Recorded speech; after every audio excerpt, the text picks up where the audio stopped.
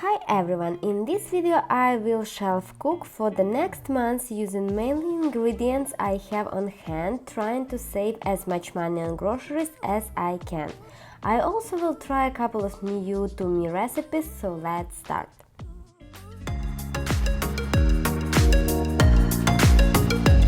My name is Irene and on this channel I talk about money saving tips, how to have a good family budget and don't worry about your finances. Many people nowadays worry about expenses on food. In our family we like to keep the average monthly food budget at about $200–220 for our family of two. Sometimes it's more, sometimes it's less money, but on average we try to stick to this number. So how do we save money on food? The answer is we cook at home from scratch. We also cook in bulk and freeze the leftovers, we eat a lot of soups, we bake and very rarely buy cookies, muffins or cakes at the grocery store or at the bakery. Today is our cooking day because we went to the grocery store and bought a lot of pork meat. If you didn't watch the previous grocery haul video, check it out. It also has some interesting saving money tips. So my freezer is pretty small and I need to process somehow the meat we bought and only part of it I will freeze. And since I decided to bake this meat and turn on the oven, I will snatch at the chance and will bake cookies, muffins and other delicious food I can refrigerate or freeze so it will not go bad. Like this video if you also like to batch cook. So for the meat I don't use any specific spices or marinades. In my fridge I had a couple of almost empty bottles with mustard, barbecue sauce and ketchup. So I will just clean these bottles with some water, mixing all the flavors together and then add this watery mixture to the meat. Sprinkle a little bit with ground black pepper and salt and the marinade is ready. The meat goes into the oven at 350 degrees Fahrenheit for about 2.5 to 3 hours. 30 minutes before finish I will uncover it so the meat will brown up on top. And I continue with the butterhorns. These are not regular butterhorns because the dough I make with a pickle brine. Yes, the regular leftover brine from the jar of dill pickles. I am all about using all the leftovers and this recipe comes in handy when we opened a jar of pickles and have half of a jar filled with brine. Did you know the pickle brine can be used to make a dough? Tell us in the comments below. So for this recipe we will need very basic ingredients: baking powder, sugar, pickle brine, flour and oil. First, into a bowl I add brine, oil, sugar and whisk well.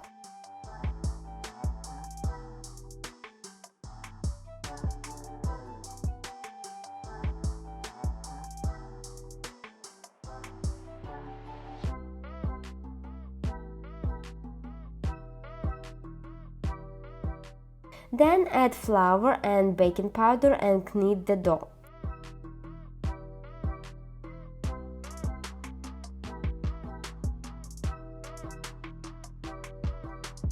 The result dough will be very elastic but will not stick to your hands.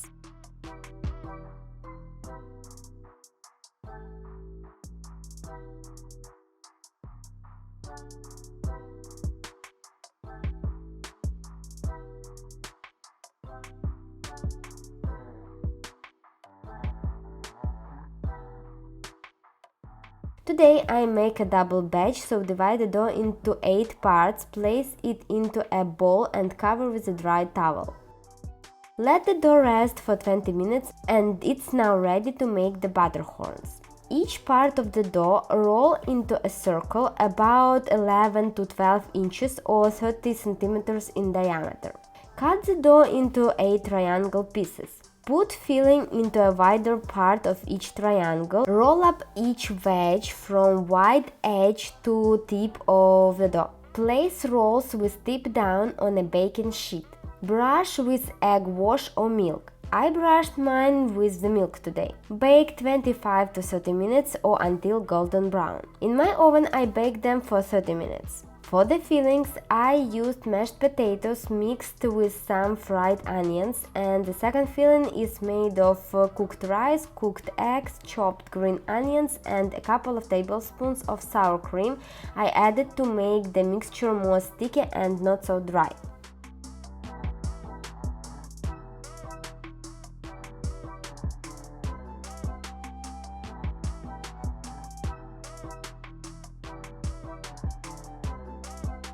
While the butterhorns are waiting in line to be baked, I will make the dough for the cookies.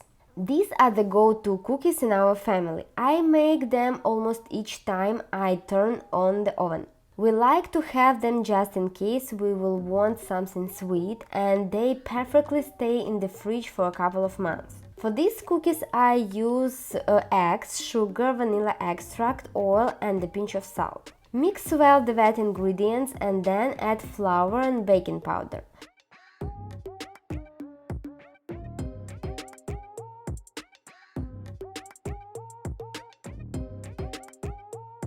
Knead the dough, form the balls and flatten them with your palm or a meat tenderizer.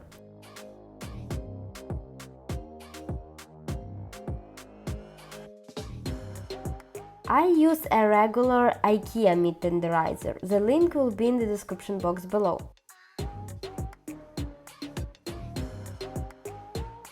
I also use my old potato masher to make a different pattern. The cookies will go into a preheated to 350 degrees Fahrenheit oven for about 12 to 15 minutes. It all depends on your oven. When you see that the edges are golden brown, the cookies are ready.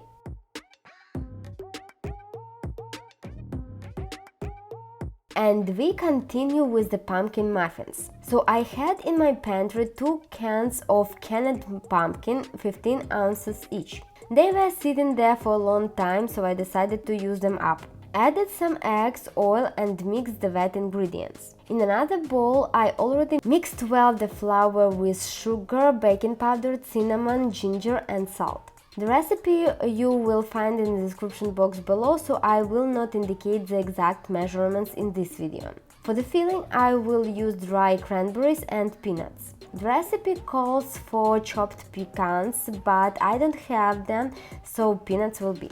And here are the muffins right after the oven. I bake them at 400 degrees Fahrenheit for 20 minutes until a dry toothpick. The silicone muffin cups are super useful in this recipe. The butter doesn't stick to the silicone and these silicone cups are reusable. My cups are about 8 years old. I brought them from Ukraine when we relocated to USA.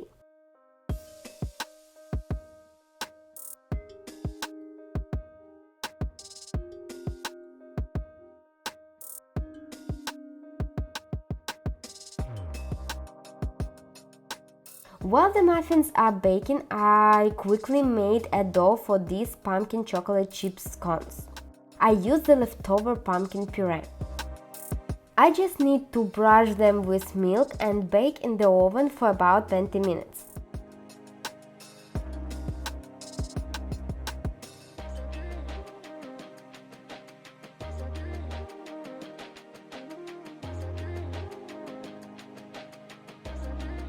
They will be ready when the toothpick inserted into the scone will be dry with no wet butter on it, and after that let them cool to room temperature.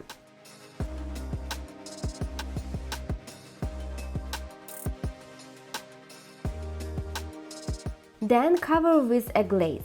I didn't use a lot of glaze here cause my husband doesn't like too sweet desserts.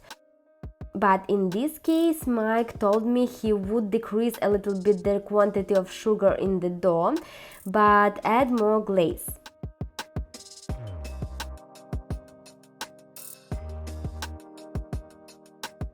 And finally, let's make another savory dish while the muffins and scones are cooling down. I decided to try a new chicken meatballs recipe. So I used 1 pound of ground chicken breast, added 1 egg, salt, ground black pepper and breadcrumbs. Then, as a filling, I added 1 finely chopped onion, chopped sweet pepper and corn. I also went ahead and added about 4 to 6 handfuls of cooked rice. Mixed everything well and with wet hands formed 12 big meatballs. Bake meatballs at 395 degrees Fahrenheit in a preheated oven for 15 minutes. Meanwhile, prepare the sauce. For the sauce, I use sour cream, flour, minced garlic, salt and black pepper. You can add any other spices you like. Mix the mixture well so there will be no lumps, and while whisking, add hot boiled water and whisk well until no lumps. Remove the casserole dish with the meatballs from the oven and pour the sauce over the meatballs. Reduce the heat in the oven to 350 degrees Fahrenheit and return the casserole dish into the oven. Continue baking for about 20 minutes. And while the meatballs are cooking, I will start dividing the pork meat into portions to freeze for later use. I'm using regular bags the grocery stores have for the fruits and veggies.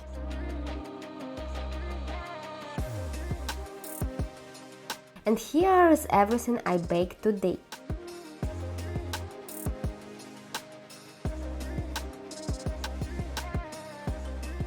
One pork loin I will freeze, and another cut I already divided into smaller pieces and will use to make burritos, pizza, fried rice and other meals.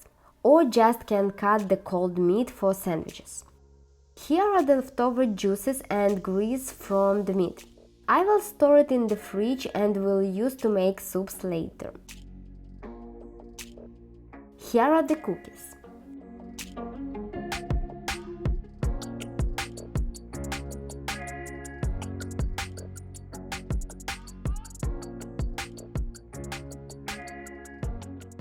And the meatballs. The meatballs on the plate is our dinner for today, and the rest we will store in the fridge. They will be good for a couple of days.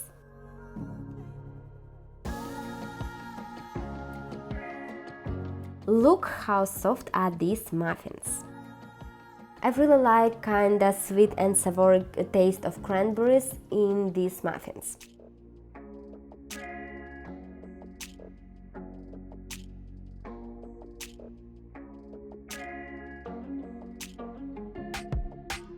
And here are the butterhorns with potato filling and the leftover butterhorn with the rice filling.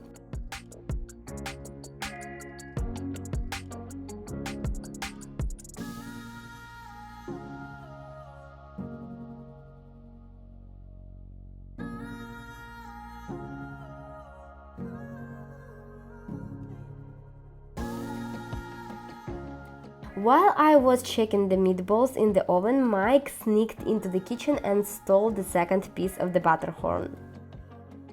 I don't have here the pumpkin scones, already put them into the fridge, but I must say they were a hit in our family. Mike doesn't really like anything made of pumpkin, but he didn't feel the pumpkin flavor in these scones and asked to save the recipe.